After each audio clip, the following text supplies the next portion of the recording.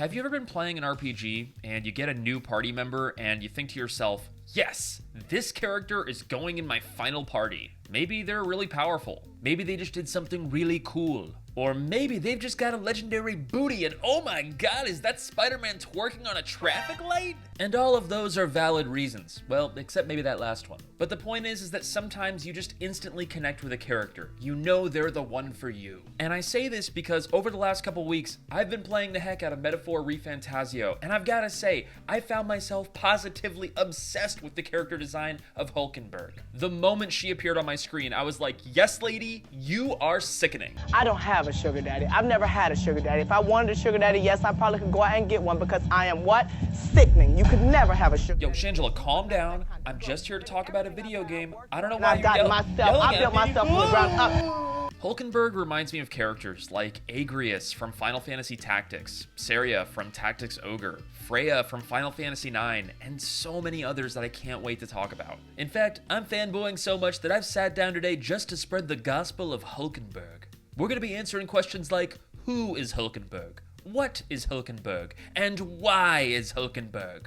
Wait, does that last one even make sense? But before I start gushing, do me a quick favor, go in the comments and share a character from a game that you really love or connect with. Maybe a hero or a villain or some funny random NPC. Anything is okay. I'm about to spend a couple minutes telling you why Hulkenberg is an incredibly designed character worth celebrating to me. But it would also make me incredibly happy to hear about the characters that have had an impact on your life as well. And bonus points if it's Mallow from Mario RPG, because look at him, he's adorable. I've only had Mallow for a day and a half, but if anything happened to him, I would kill everyone in this room and then myself. Very violent eulogy, I like it. Shoulder pads, shoulder pads, shoulder pads! Try saying that 10 times fast. Anyway, I wanted to start off this discussion by talking about the thing about Hulkenberg that I think most people are either gonna love or they're gonna hate, and that is her character design. Mr. Shigenori Soejima, the man behind the character designs in the Persona series from 3 onwards, is responsible for some of the coolest designs in modern gaming. His characters are fantastical, yet somehow familiar, striking but also relatable. And Metaphor was a perfect opportunity for him to let his imagination run wild.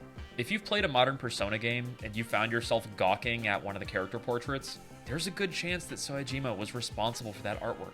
And at least for me, Hulkenberg absolutely belongs in that top tier of characters that just demand to be seen and refuse to let you look away. I've heard it said before that human beings are more attracted to or prefer symmetrical faces, but the way Soejima has framed Hulkenberg's face is just out of this world to me. We have these incredibly harsh lines from her shoulder pads, her ears, her bangs, and all of that works together to frame those ridiculously blue eyes in that face, and oh my god, I'm just so obsessed with this character. It's giving French runway supermodel with a splash of elven badass, for crying out loud. And I'm not gonna sit here and pretend like I know the geometrical terms for this isosceles triangle or whatever the heck is going on here. I'm an American and the education system failed me, and there's a good chance it failed you too. And look, I don't know anything about the world of fashion. In fact, the closest I get to fashion is watching Frugal Aesthetic on YouTube because his videos are really funny. But I'm just saying, for me, Hulkenberg's fiery and intense design language reminds me of the bride from Kill Bill. It's like, no matter what's going on in the scene, your eyes will go to Uma Thurman, and her expression is always clear and it's almost always intense, and the way that Soejima and his artists have framed Hulkenberg's eyes, for me, creates a very similar allure. Incidentally, on the topic of these shoulder pads, I came across this article that talks about the period in the 1930s when shoulder pads started entering into women's fashion, and fun fact, they were originally modeled after the protective padding in the football players' outfits at the time. And low-key, I feel like there's a lot more that could be said on this topic, about how these types of silhouettes are meant to subvert the male gaze, or any number of other things that I am absolutely not qualified or informed enough to talk about. But I just want to say, I'm obsessed with this design language. It's powerful and cool. And if I was fierce enough to rock this look in real life, I would also feel capable of taking on Japanese high school assassins. But enough about her shoulder pads or her cool design language. It's what's in her heart that I want to talk about next.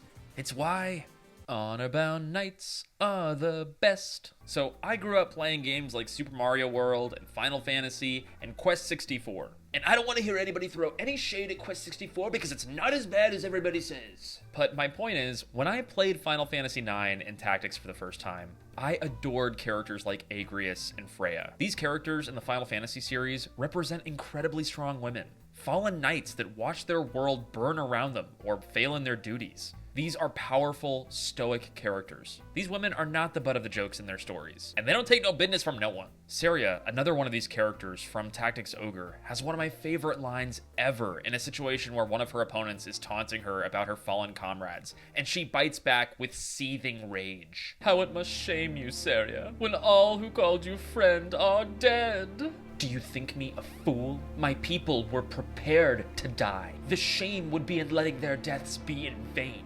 I will not rest until you burn in hell. Sadly, I could not find a clip of this exchange, but the voice actress that delivered this line in Tactics Ogre Reborn did an incredible job. My point is, I love seeing characters like this grit their teeth and dig in and refuse to take any shit from anyone. They are the definition of badass, and I put them on my mental pedestal right next to Ripley from Alien and Sarah Connor from Terminator, and oh my god, I love them. And this is where I think Hulkenberg stumbles just a little. Not in her design, but in her writing. And really quick here, I'm not going to spoil anything from Metaphor ReFantazio. I haven't even finished the game yet. I'm about 60 hours in, approaching the third main quest hub. But in the interest of not spoiling anything for anybody else, I'm only going to talk about the things you learn about her early on in her story. High-level stuff like she's a fallen knight who failed in her duty to protect the prince. And over the course of the game, or at least where I'm at, she's an interesting character. She's definitely a dutiful character, but she doesn't give me that same fire or intensity that some of the other characters I've talked about do. And frustratingly, she has multiple scenes where she is the comic relief or she is the butt of the joke going on. And that's okay. Not every moment for a character has to be dour or super serial, but I don't know, man. I just feel like I'm having a hard time knowing her true voice as a character when her backstory is supposed to be super tragic and she's on this crucial, critical mission for redemption, but every other scene she's also giving the group the giggles. And cards on the table, it's totally possible that I'll feel differently by the end of the game. But all I can say is that right now, she doesn't feel consistent in the same way that, say, Barrett from Final Fantasy VII, or Ryuji from Persona 5, or any of the femme fatales we've talked about are. Those are characters that if they walked into a bar and they sat down next to you, you would know exactly what they're going to say and how they're going to say it. Their personalities and voices are incredibly clear, and for me, I think they're a little stronger in the writing department, but that might just be me. Why Hulkenberg? Why Hulkenberg? What about how Hulkenberg? Wait, I already made that joke? Boy, if you don't... Anyway, I just wanted to gush for a moment about something that is giving me a little bit of joy right now in the world, and Metaphor ReFantazio and its adventure and spectacle absolutely qualify. And on that note, we'll be back in a couple of weeks talking about Blizzard again for Not Your Friend. To give you all a sneak peek, I'm going to be talking about the layoff of their Game Master staff, and really how Blizzard's relationship with their fans has changed over the years. Likewise, and not to drop a bombshell at the end of this very weird random video, but I actually used to work for Blizzard as a Game Master in the middle of Wrath around the Diablo 3 launch period. So if you have any questions about what the actual Game Master job was like, or what the interview process was like, or the tools or systems, I am more than happy to gush and talk about that ad nauseum in the next video. So please leave any questions you have in the comments about Game Masters, and I will be happy to expand. Keeping in mind that when I worked there, it was like 15 years ago, so probably a lot of information is outdated, but I will share what my experience was like being a Game Master. The good tickets, the bad tickets, the insane tickets that live rent-free in my head 15 years later. I cannot wait to talk about it. Anyway, thanks so much for checking out the video today, y'all. I really appreciate y'all. I hope you have a happy, safe, fun holidays wherever you're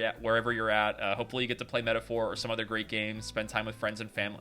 Oh gosh, this is not your friend. I don't have a sign-off. All right, well, Hulkenberg is not your friend. Anyway, have a good one, y'all. Mustache Man, out of here.